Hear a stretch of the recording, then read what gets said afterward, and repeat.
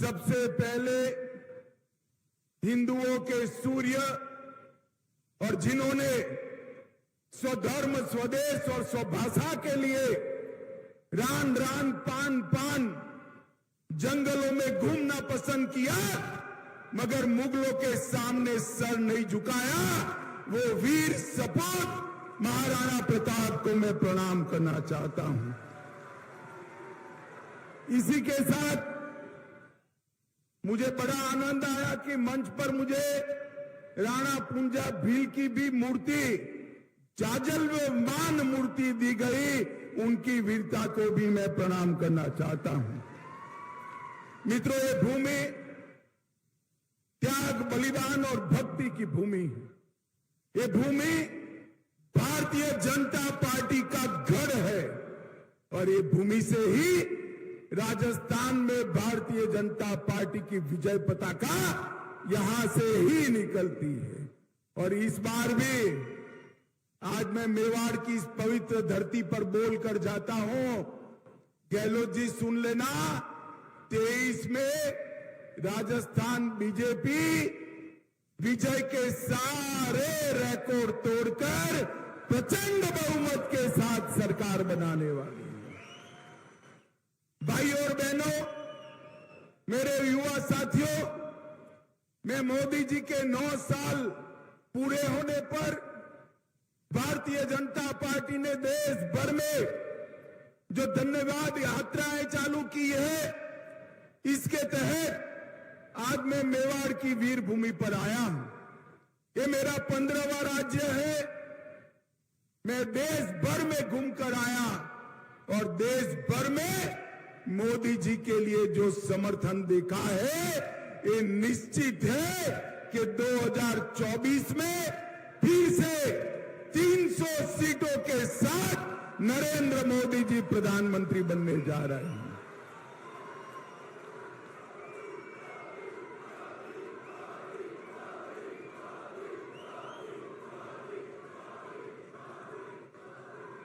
माताओं, भाइयों, बहनों, मोदी जी के शासन के 9 साल कई मायनों में भारत के अंदर परिवर्तनकारी रहे हैं।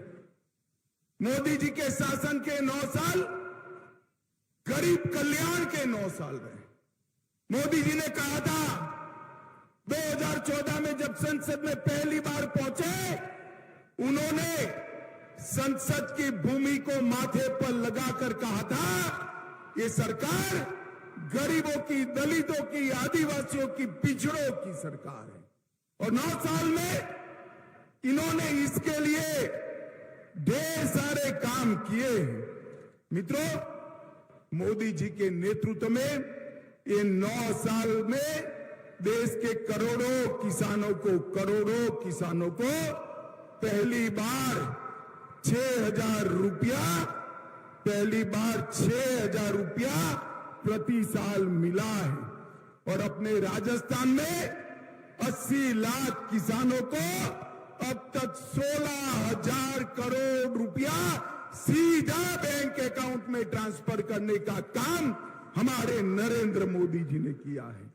जल जीवन मिशन की तरह हमारे गजेंद्र सिंह जी देखते हैं यहां बैठे, जल जीवन मिशन के तहत हर गरीब के घर में नल से जल पहुंचाने का काम मोदी जी ने चालू किया है। और राजस्थान में 43 लाख परिवारों को अपने घर में शुद्ध पानी पीने का पहुंचाने का काम किया है।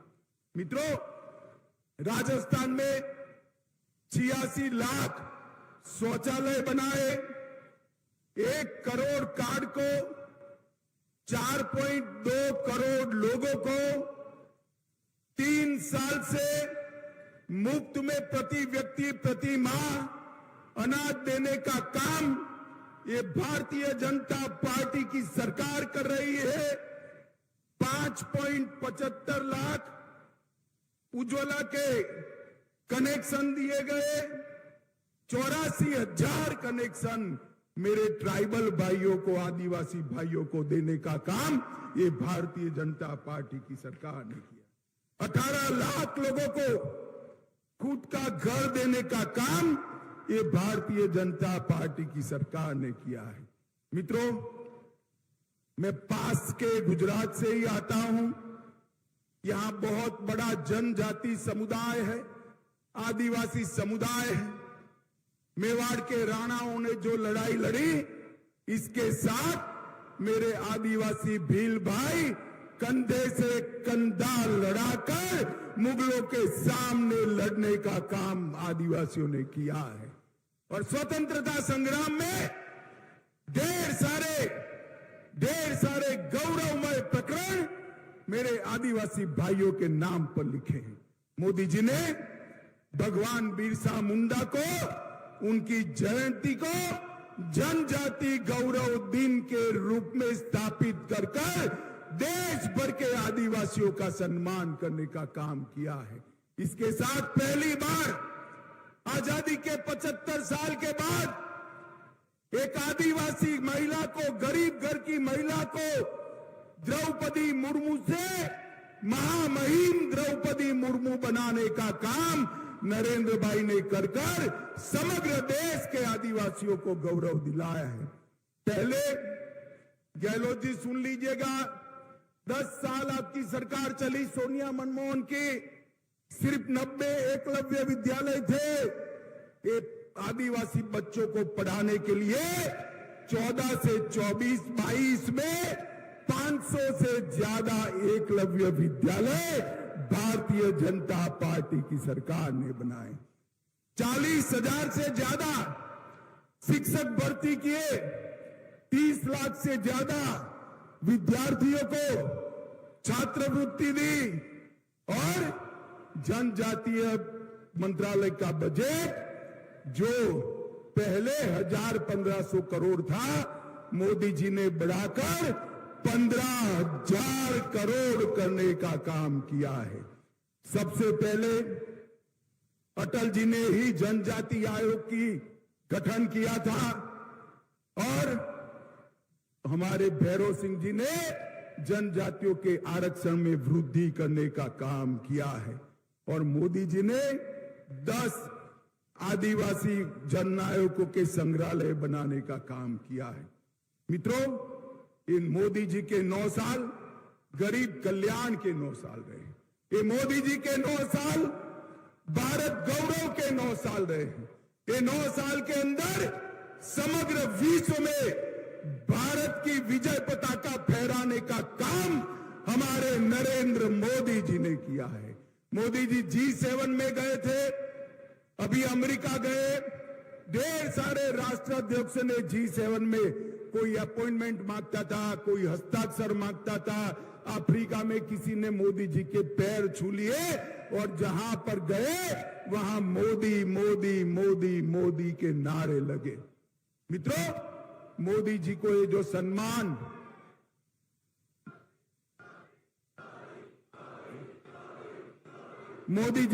सम्मान समग्र विश्व में मिल रहा है, ये मोदी जी का सम्मान नहीं है, ये भारतीय जनता पार्टी का सम्मान नहीं है।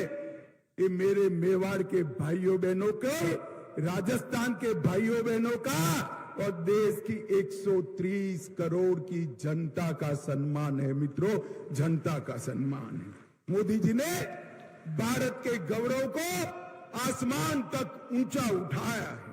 मोदी जी ने भारत उत्तर से 9 साल है, विकास के हर पैरामीटर में, चाहे शिक्षा हो, इंफ्रास्ट्रक्चर हो, इंडस्ट्री हो, दलित कल्याण हो, आदिवासी कल्याण हो, युवा की बात हो, महिला की बात हो या विदेश से इन्वेस्टमेंट लाने की बात हो, हर क्षेत्र में मोदी जी ने नए आयाम गढ़े हैं। और मोदी जी के नेतृत्व में राजस्थान में भी ढेर सारा विकास हुआ है। मैं बाद में आपको उसकी बात करूंगा। माताओं, भाइयों, बहनों, ये 9 साल में मोदी जी ने देश को सुरक्षित किया है। ये सोनिया मनमोहन की सरकार थी। आए दिन पाकिस्तान से आलिया, मालिया, जमालिया घुस जाते थे और हमारे यहां बम धमाके करते थे। 2014 में आपने 25 में से 25 सीट दी, 19 में भी 25 में से 25 सीट दी, मोदी जी को प्रधानमंत्री बनाया और उरी और पुलवामा में गलती कर दी, पाकिस्तान ने गलती कर दी। परंतु इस बार मौनी बाबा मनमोहन जी प्रधानमंत्री नहीं थे, नरेंद्र मोदी प्रधानमंत्री थे। इस बार कांग्रेस की सरकार नहीं थी, भारतीय जनता पार्टी की सरकार थी। 10 ही दिन में पाकिस्तान के घर में घुसकर सर्जिकल स्ट्राइक और एयर स्ट्राइक कर आतंकवादियों का खात्मा बुलाने का काम नरेंद्र मोदी सरकार ने किया।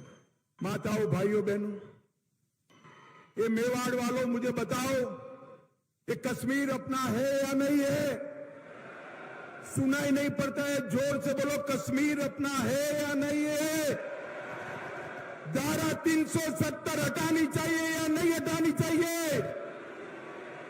ये कांग्रेस, सपा, ममता, स्टालिन जी, जदयू सारे इकट्ठा होकर काऊ काऊ काऊ काऊ काऊ काऊ करते।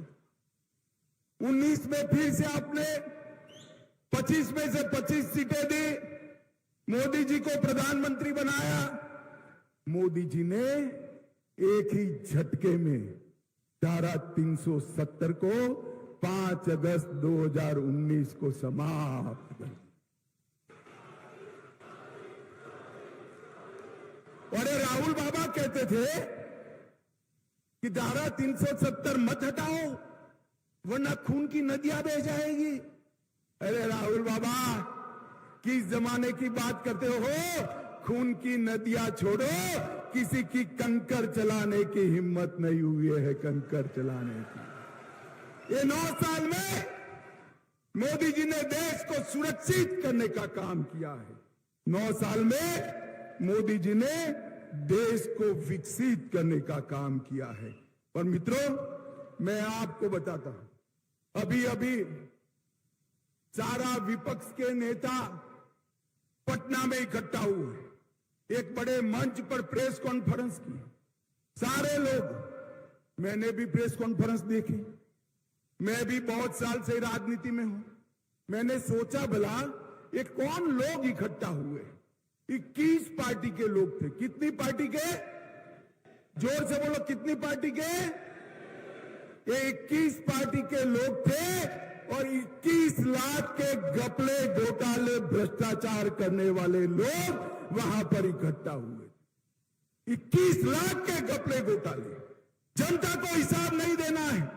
अरे मैं इस मंच से चैलेंज देता हूं, नरेंद्र मोदी सरकार पर आज तक हमारे विरोधी भी भ्रष्टाचार का एक भी आरोप नहीं लगा पाए। मित्रों, एक भी आरोप नहीं।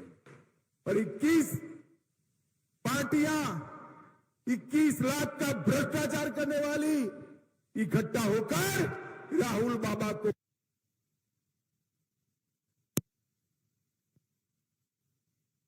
तो एक घपले, घोटाले, भ्रष्टाचार भारत की नियति बन जाएगी। और मोदी जी फिर से प्रधानमंत्री बनते हैं तो भ्रष्टाचार करने वाले जेल की सलाखों के पीछे जाएंगे। मुझे बताओ भाई, राहुल बाबा को प्रधानमंत्री बनाना चाहिए या मोदी जी को? जोर से बोलो, किसको बनाना चाहिए? और ये सारी पार्टियां,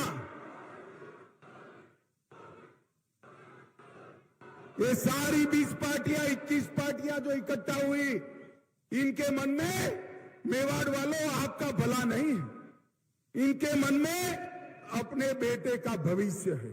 मैं नाम से कहता हूं, सोनिया जी का पूरा जीवन का लक्ष्य है राहुल जी को प्रधानमंत्री बनाना। लालू जी का लक्ष्य है अपने बेटे तेजस्वी को प्रधानमंत्री बनाना। ममता जी का लक्ष्य है अपने भतीजे अभिषेक को मुख्यमंत्री बनाना। स्टालिन जी का इंटरेस्ट है अपने बेटे उदयनिधि को मुख्यमंत्री बनाना। और गहलोत जी का इंटरेस्ट है वैभव को मुख्यमंत्री बनाना। मुझे बताओ, ये आपका भला कर सकते हैं भाई? जरा जोर से बोलो भाई, कर सकते हैं? जो अपने बेटे के लिए काम कर रहे हैं, इसको वोट देना है या जो देश के लिए काम कर रहे हैं, इसको वोट देना है, ये तय करने का समय देश की जनता के लिए आ रहा है। मित्रों,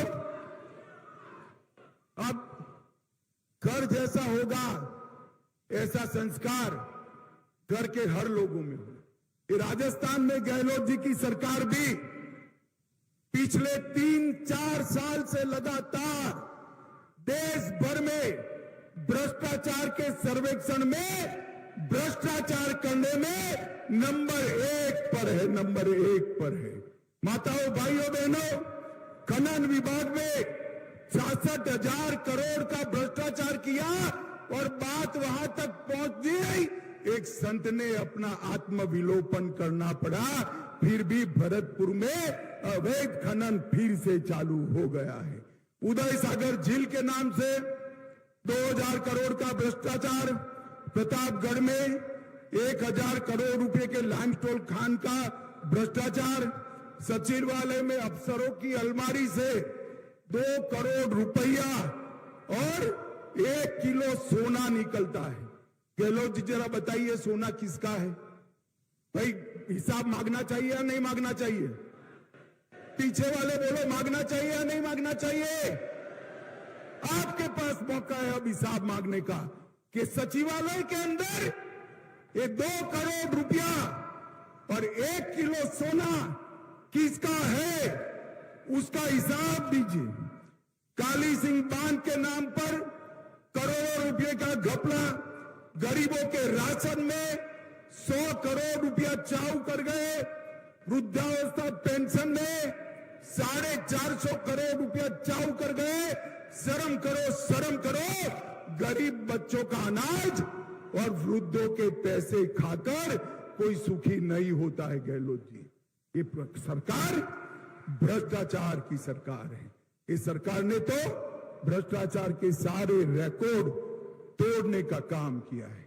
और अशोक गहलोत जी ने जितने भी वादे किए थे वो सारे वादे तोड़ दिए हैं। मित्रों, 10 दिन के अंदर किसानों का कर्जा माफ करना था।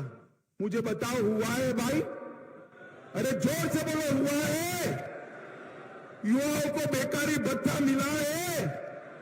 उल्टा 19,000 किसानों की भूमि कुर्क करने का काम ये सरकार ने किया है। मित्रों, 19 से ज्यादा पेपर लीक हो चुके हैं।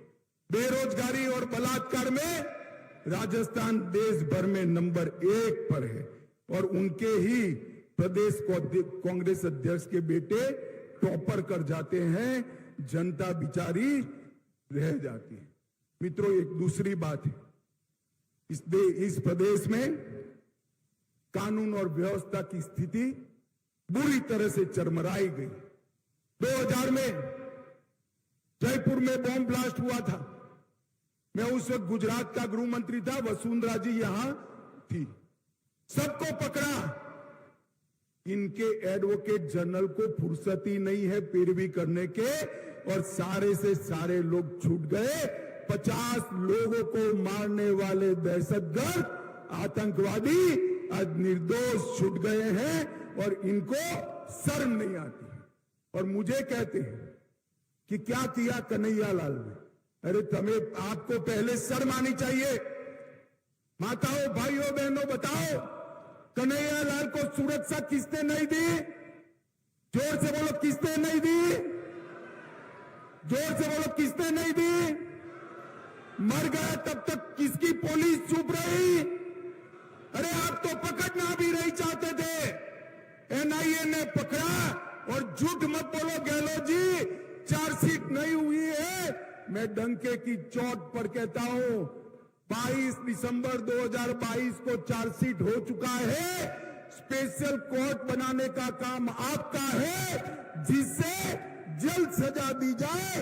राजस्थान सरकार हाई कोर्ट को भरोसे में लेकर स्पेशल कोर्ट नहीं बनाती है, न तो आज तक कन्हैयालाल के दोषियों को फांसी पर लटका चुके होते। मित्रों, लटका चुके। इनको शर्म आनी चाहिए। ये वोट बैंक की राजनीति करते हैं।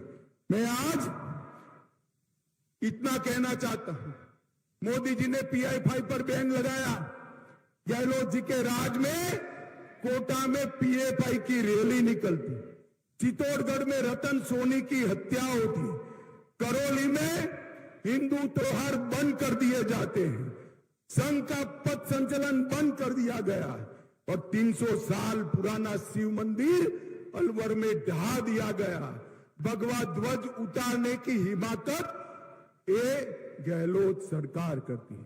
मैं आज पूछना चाहता हूं, आजादी के इतने सालों के बाद भी वोट बैंक की लालच में संविधान को साइड पर रखकर जिस प्रकार से बहुमत समाज के साथ अन्याय और अत्याचार हो रहे हैं, मैं आपको कहने आया हूं मित्रों, ये वोट बैंक की राजनीति करने वाले ही कर सकते हैं।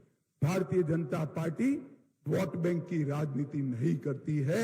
मोदी जी के शासन में जब वसुंधरा जी थी तब भी यहां आतंकवाद पर लगाम कसने का काम भारतीय जनता पार्टी ने किया है। ये 3D से घिरी हुई सरकार है। 3D का मतलब है दंगा, महिलाओं से दुर्व्यवहार और दलितों पर अत्याचार। ये 3D से घिरी हुई अशोक गहलोत सरकार को हमने उखाड़ कर फेंक देना है। मित्रों, ये दंगा राज यहां पर हो चुका है। मैं आज आपको इतना ही कहना आया हूं मित्रों, आपके पास 2 मौके, एक आपको केंद्र सरकार भी चुननी है 24 में, एक राज्य सरकार भी चुननी, मगर एक वोट देने से दोनों काम होते हैं। तो राजस्थान वालों करना चाहिए या नहीं करना चाहिए? अरे जोर से बोलो यार, एक ही वोट देने से 2 काम होते हैं तो करना चाहिए या नहीं करना चाहिए? तो ट्रेलर पहले है, 23 में है, 23 के ट्रेलर में अशोक गहलोत सरकार को मूल के समेत उखाड़ कर फेंक दीजिए एक बार, तो 24 में अपने आप 25 सीटों का रास्ता प्रशस्त हो जाएगा और मोदी जी फिर से प्रधानमंत्री बनेंगे। मुझे बताओ माताओं, भाइयों, बहनों, मोदी जी को प्रधानमंत्री बनाना चाहते हो? ऐसे नहीं, दोनों हाथ उठाकर बोलो, चाहते हो? फिर से 25 सीट तीसरी बार राजस्थान से मोदी जी की झोली में डालेंगे। ये भ्रष्ट नकारा अशोक गहलोत सरकार को उखाड़ कर फेंक देंगे।